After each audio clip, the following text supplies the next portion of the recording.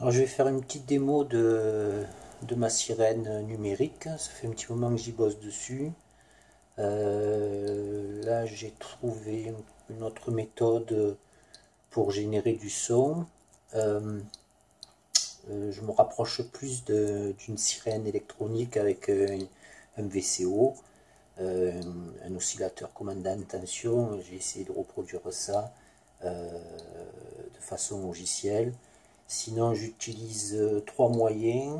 Alors, soit la PMW, donc Analog Write. Je peux aussi j'ai fait aussi des essais en changeant la fréquence de base de la PMW.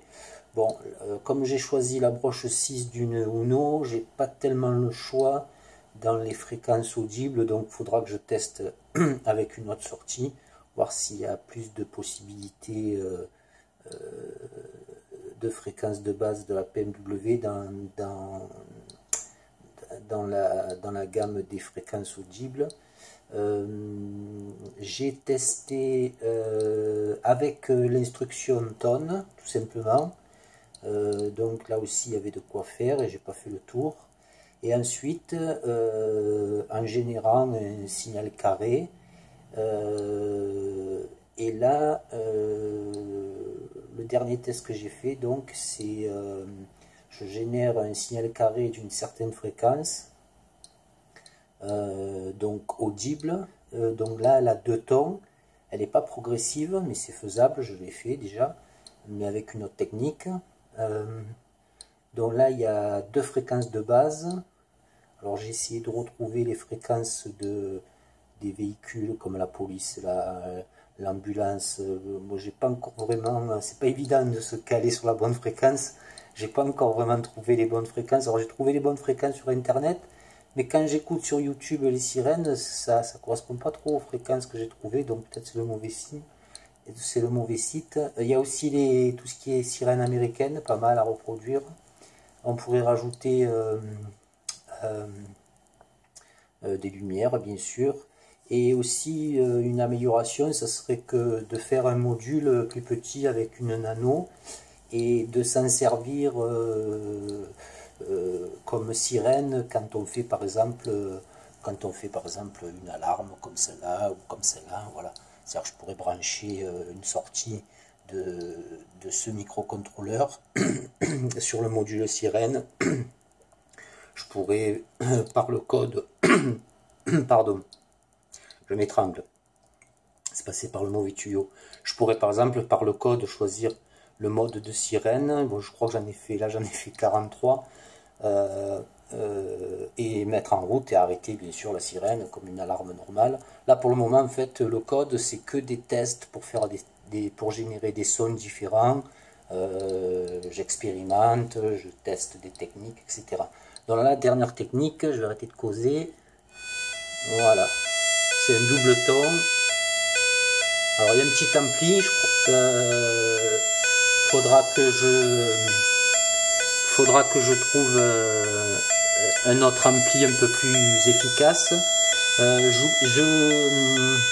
voudrais aussi tester en attaquant la sortie, en attaquant l'entrée de l'ampli avec deux sorties pour voir ce que ça donne.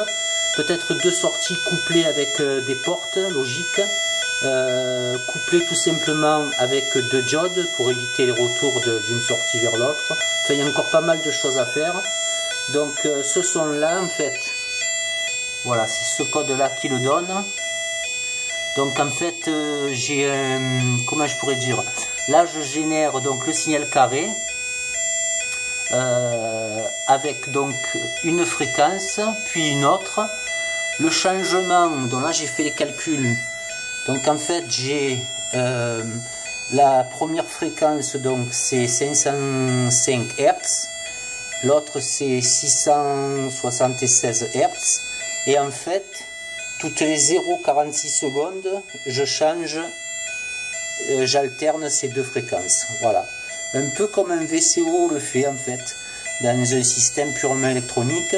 Et bien sûr après je peux aussi faire varier, mettons la sirène de 676 à 505, puis de 505 à 676, choisir d'autres fréquences, bien sûr, choisir d'autres fréquences ici aussi.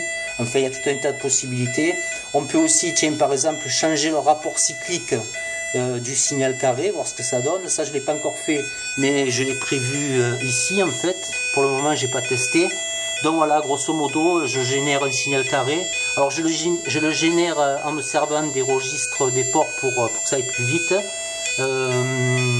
Là, c'est la tempo. Là, c'est la ligne de code les lignes de code qui me permettent de changer la fréquence ici. Donc, en fait, la demi-période. Puisqu'en fait, une demi-période, il est à 0, une demi-période ici, il est à 0, une demi-période ici, il est à 1. Je vais baisser la sirène parce que j'en peux plus. En développant, déjà, j'ai ça dans la tête. C'est chiant. Et qu'est-ce que je voulais dire d'autre?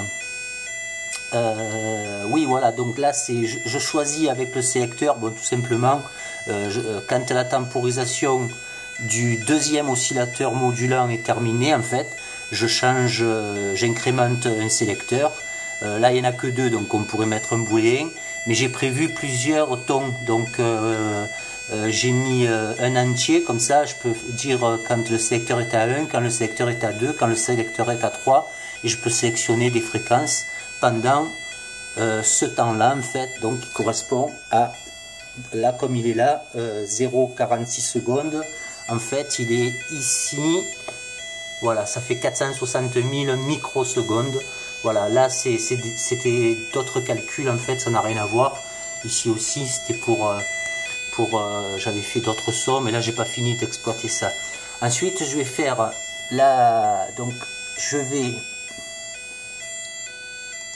Alors, pardon pour la qualité de l'image, c'est toujours pareil, parce que c'est pas évident de tenir le téléphone, de changer, voilà.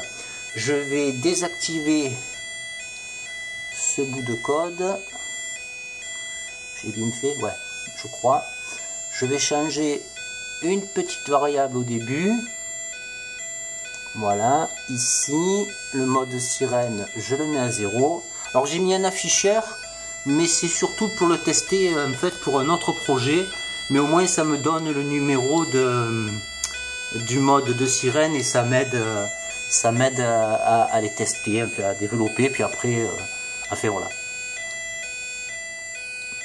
Et j'ai fait un mode mute aussi parce que dans le code, en fait, je gère les...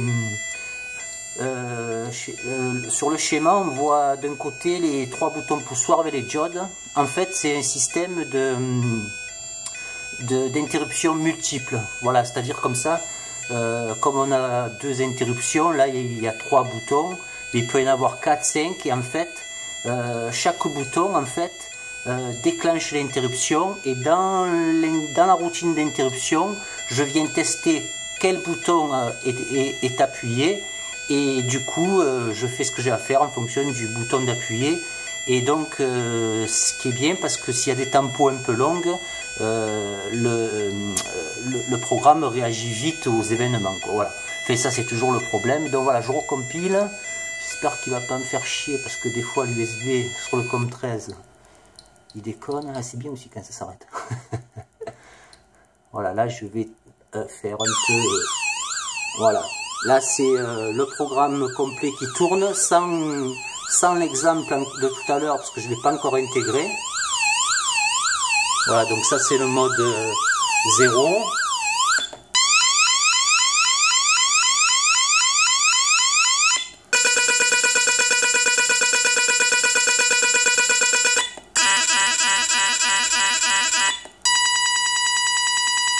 Là je peux faire mute.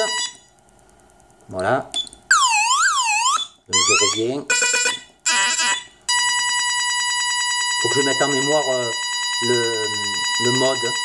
Ouais, mais c'est des petits détails ça.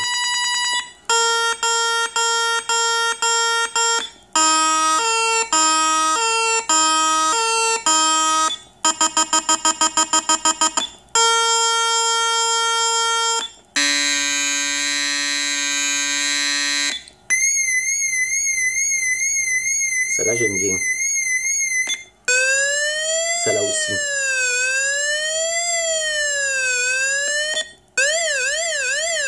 Voilà, là je fais varier en fait vraiment, je passe pas d'une fréquence à une autre directement. C'est 2 tons mais progressif.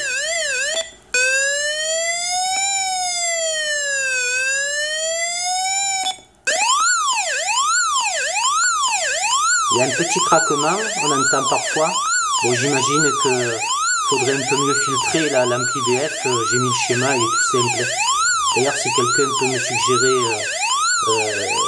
des schémas d'ampli BF un peu plus performants et un peu plus puissants aussi, pourquoi pas. Et en stéréo.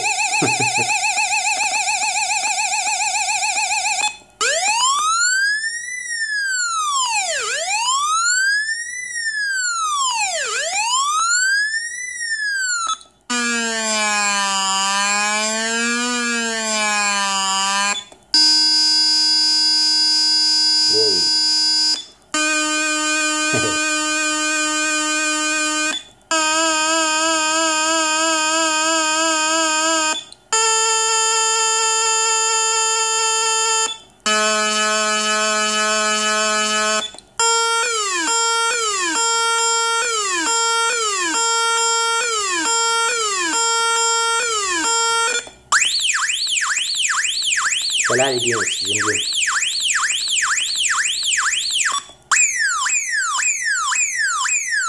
Celle-là aussi.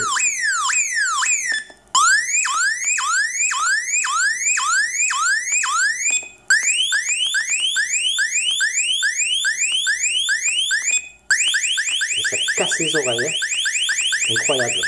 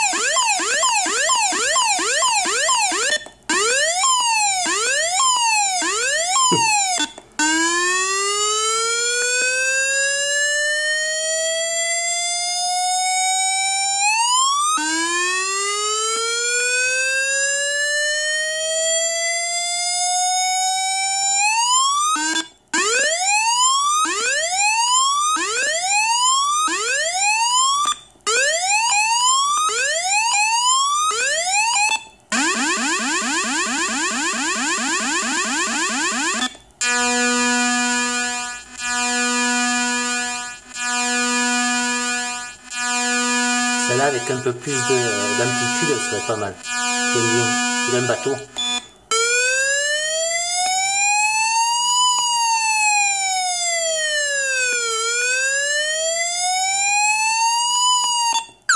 Et voilà. Voilà, ben je vais continuer d'explorer la méthode que j'ai montrée au début, puis d'autres méthodes, et puis je referai des vidéos. Voilà.